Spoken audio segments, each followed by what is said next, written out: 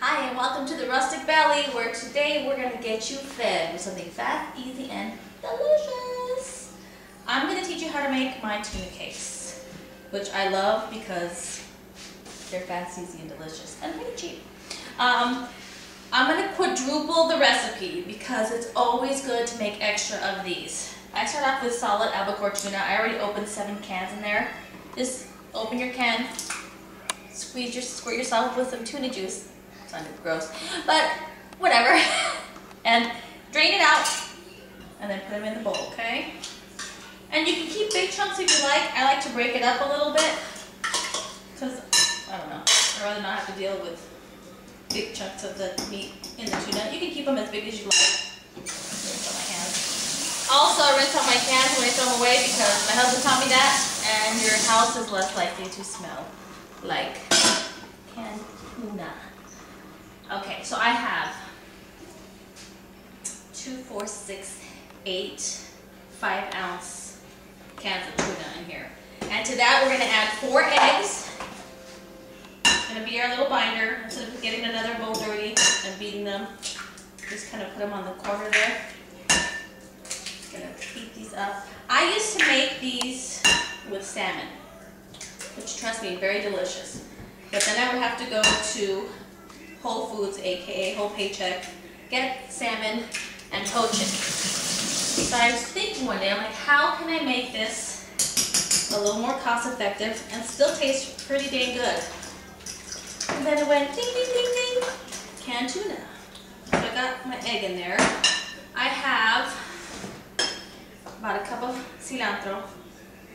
If you don't like cilantro, you can use parsley. If you like parsley and cilantro, you can use both. I also have 1 bunch of scallions. I'll do this out real quick. Just to show you real quick, if you don't know how to chop a scallion, some people don't, take the hairy bits off, peel like one of these outer bits. If it's dirty, wash them off. I'm using mostly the green. Just hold them together and slice them as thin as you want them. If you like bigger chunks of onions, do bigger chunks of onions. I'm probably not going to use these because I used enough already. Put that in my little bowl, and this is probably about a cup. So if you're making just enough for yourself, just divide everything I'm telling you by 4. Okay.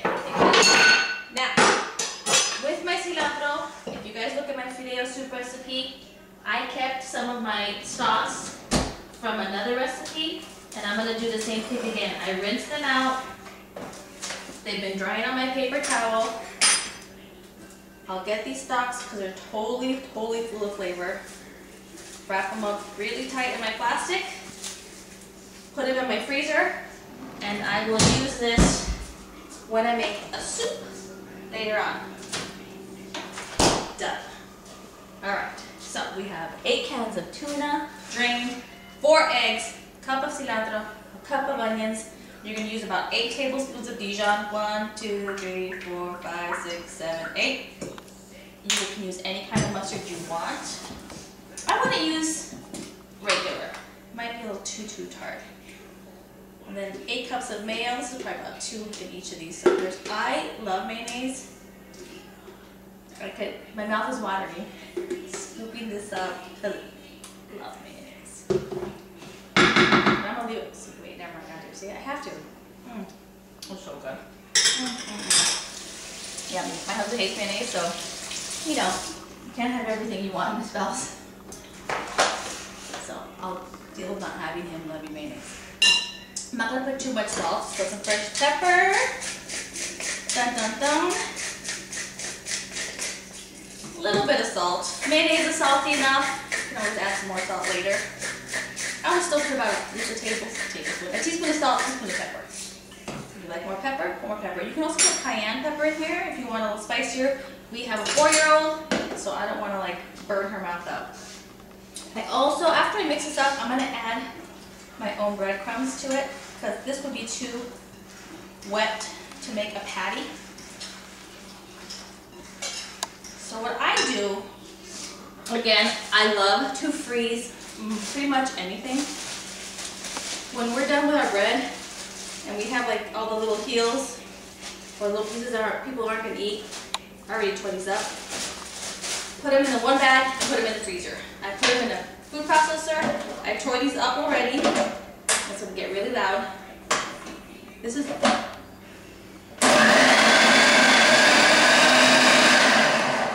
finely crumb them. It looks like a lot, but we're gonna put some in our tuna cakes and also coat them before we fry them.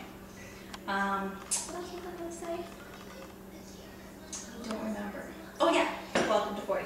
Anyway, use your food processor. Don't get it dirty yet because we're gonna make a red pepper aioli to go on top of our tuna cakes. I'm gonna finish grinding these up and then we'll add them to our mixture. We'll be right back.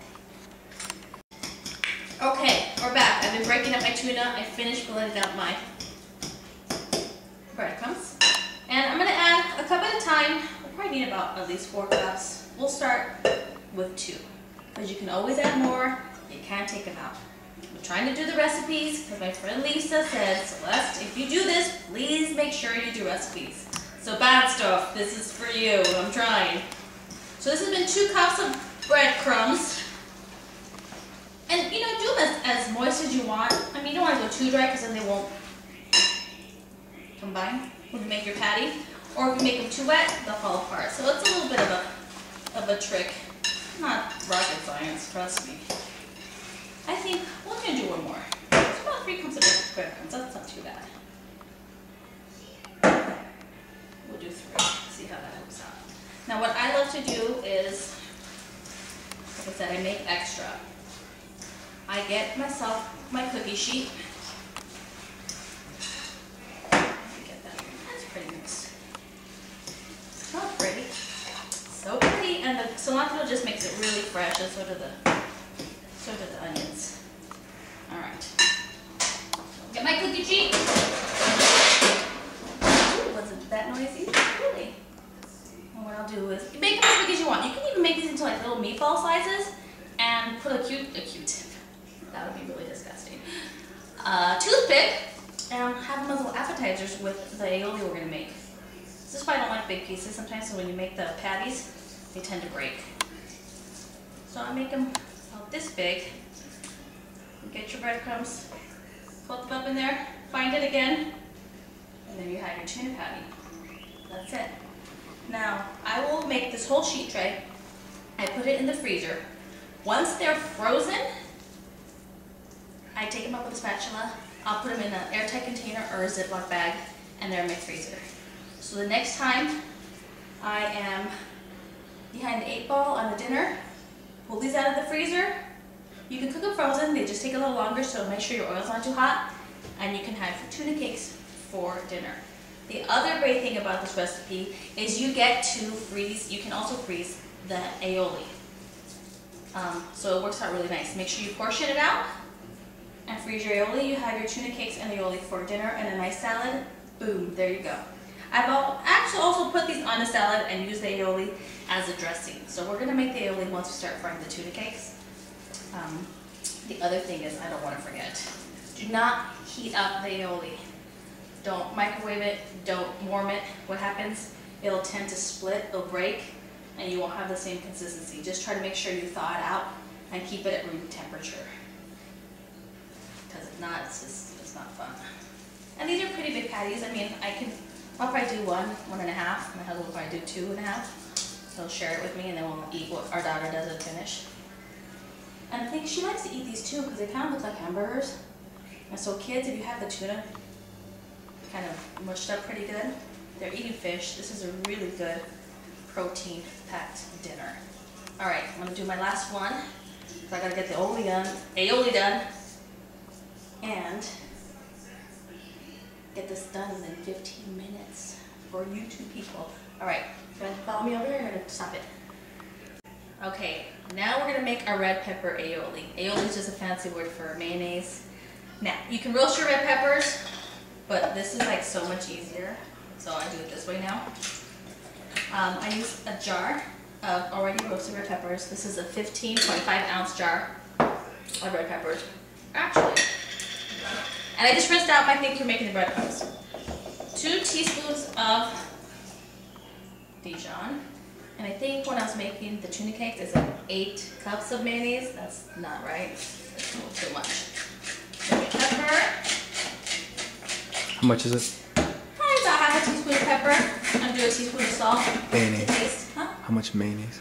Oh, 8 tablespoons of mayonnaise in the tuna cakes. Now, we're going to stream. Now, this is how I'm going to measure my oil.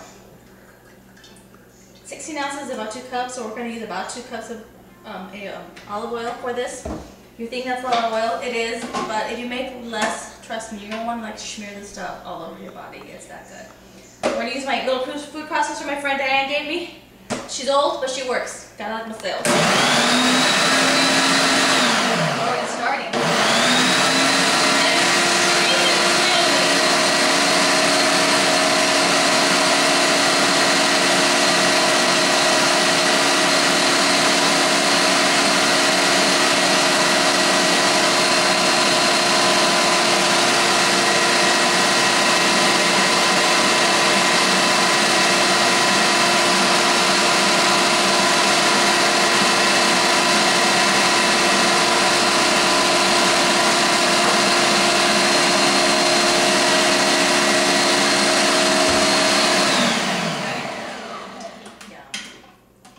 Seriously, so good. Put this up. Okay, this is a little watery. I should have drained them, but it is what it is. It's still gonna be really good. I think that's pretty good. We'll leave it like that. So drain your peppers first. We're gonna put our tuna cakes in our hot oil. Make sure it's not too hot, because then you're just gonna burn your outside. Which I've done before. Hey, it might happen now. You only need a couple minutes on each side because everything is basically cooked except the eggs. We do a shallow fry, nothing too much. I'm gonna get my aioli ready here. It is a little runny, I have to admit. I would like it a little thicker, but it is what it is. Improvise, adapt, and overcome, right, Richard? That's right. That's right. It's still gonna taste good. Okay. I already have my plate. Nice. Nice. Now I'm recording my shoes on. Got my sexy black Birkenstocks on. Yes, they're not attractive, but they sure are comfortable. Alright. Turn this up a little bit higher. How much time did that? 2 minutes? Alright, I'm going to get these cooking a little bit more. I don't want to waste time on the video, and we'll be right back. Okay. This is the golden brown you want these babies at. Look at how pretty. Beautiful color, lovely green. Dry them out on the paper towel to soak up any of that excess grease. Yum, yum, yum.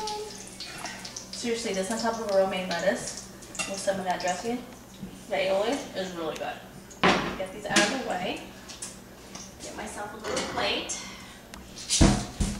And have a little shaky. Look at that. And the colors are so pretty. You can do this with yellow peppers too. Just don't do it. Sorry, we got problem on my face. With green peppers. Too strong. Look at that. That's like the dainty version. We don't do the dainty version, but we'll do it till it's like on video. So look at that. Crispy, yummy cilantro. Got crunchy outside, your inside tender, and you have a really nice tang from your aioli. This is a really good meal. Like I said, try and make it an appetizer. Make them into little balls with Q-tips. I said it again. Toothpicks. You have a really neat little appetizer. And you can serve these at room temperature too. That would be fun. So this is the non-dainty version. This is how we do it at the table. This is usually about how we do it, because then you are sure to get some aioli with every bite. See you next time on the Roasted Belly.